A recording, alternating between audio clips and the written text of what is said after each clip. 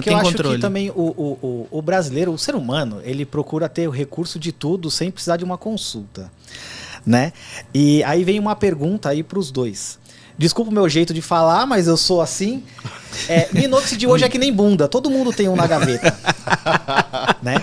Eu queria saber se o minoxidil é um condutor ou se o minoxidil sozinho, ele resolve alguma coisa. Porque você vê hoje infinita...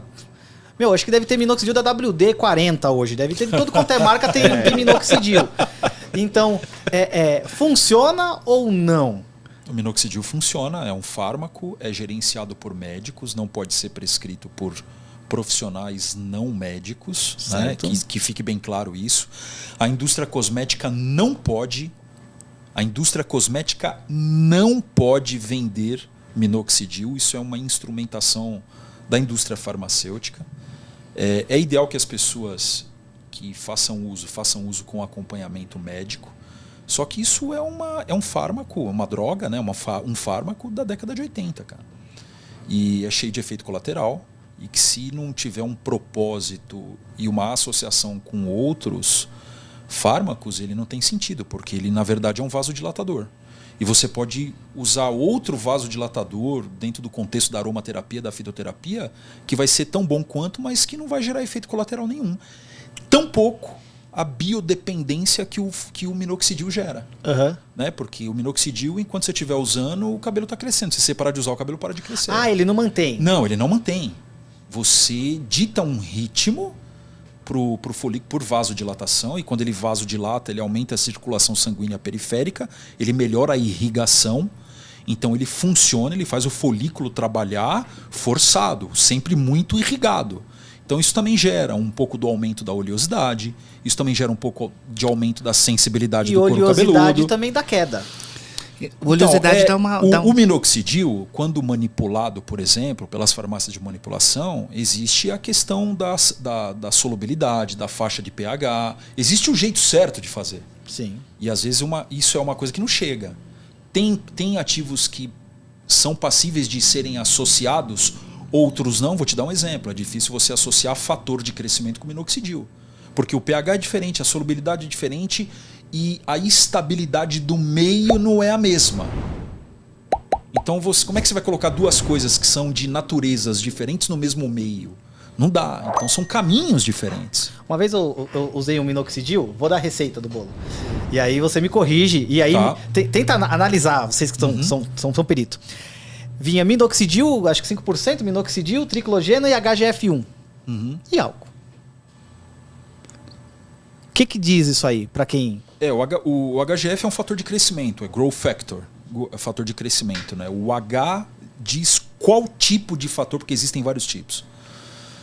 Aqui, por exemplo, num produto de fator de crescimento para cabelo, a gente coloca 3 tipos de fatores de crescimento diferentes. São qual rotas, que é aqui? Que é o Magma Power. É um dos produtos que mais vende da marca. Maravilhoso. É esse da caixinha pretinha. Aí você tem 3 fatores. NGF, são vários... Você tem o fator de crescimento insulínico, o fibroblástico e o vascular, que são os 3 principais para a rota capilar. Quando você opta, por exemplo, para a barba, onde o sistema de vascularização é diferente, a gente trabalha só o IGF com um cofator de crescimento e outros 2 potencializadores, que aí entram tecnologias mais incrementadas, né? Tem uma tecnologia da BASF alemã, que é muito forte, conhecida no mundo inteiro, que é o Tricogen, que são complexos de vitamina B, que é a niacinamida, a biotina, a L-arginina, coisas que favorecem a questão do subsídio e do substrato do meio, que é para melhorar, para dar a matéria-prima para o folículo poder trabalhar e produzir. Cafeína... Sem ficar dependente. Exato, isso não gera dependência. Anageline. O anageline, que é um bloqueador de 5-alfa-redutase, que é uma enzima que desencadeia um processo biológico e que transforma o hormônio que gera... Testosterona. Que transforma a testosterona em dihidrotestosterona e que gera essa questão tá precisando, da miniaturização. Isso mesmo. Ontem eu estava num evento lá em São Bernardo do Campo, numa outra empresa, que é a RC Beauty do ABC. Um abraço lá para o pessoal da RC Beauty do ABC. Foi muito bacana lá ontem. E a gente estava discutindo, porque me perguntaram isso, qual que é a diferença de um bloqueador de 5-alfa-redutase e de um inibidor de 5-alfa-redutase? Tem diferença. Quando você pega o Anagellin, ele é um bloqueador de 5-alfa-redutase. Quando você pega, por exemplo, o extrato de chá verde, que é rico em epigalocatequina galato, quando você pega o peptídeo de cobre, que é um diminuidor da... ele diminui a atividade da glândula sebácea, você diminui a disponibilidade da enzima. Então, esses são inibidores. O Anagellin não, ele é um bloqueador.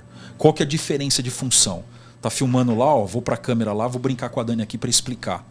Imagina que eu sou a enzima. Sim. Imagina que ela é a testosterona. Nós temos receptores. O que gera dihidrotestosterona? É a minha recepção, vai lá, Dani, é o meu receptor com o receptor dela. Entendi. Entende? Se isso acontecer, essa associação se transforma numa dihidrotestosterona. Tô ficando com uma inveja dele, porque eu não consegui decorar nem a tabela periódica, irmão. Cara, e ele já falou de um monte de coisa. E é essa diferença. É complexo. Lembra? Aí, ó. Aí como é que eu te falo? Como é que você aprende isso em 2 horas? Não tem como. Não tem como. E você lembra o que ele acabou de falar? Para que ele desenvolva potências como essa, tem que ter uma pessoa que saiba exatamente o que eu posso usar em cada caso. Ô, Carla, eu acho que você vai perder muito rápido a Daniela. Ela não vai mais estar presente lá na Emiguete. E vou mandar um currículo pra Granda. Eu tô achando que ela vai ser contratada. Eu tenho certeza disso.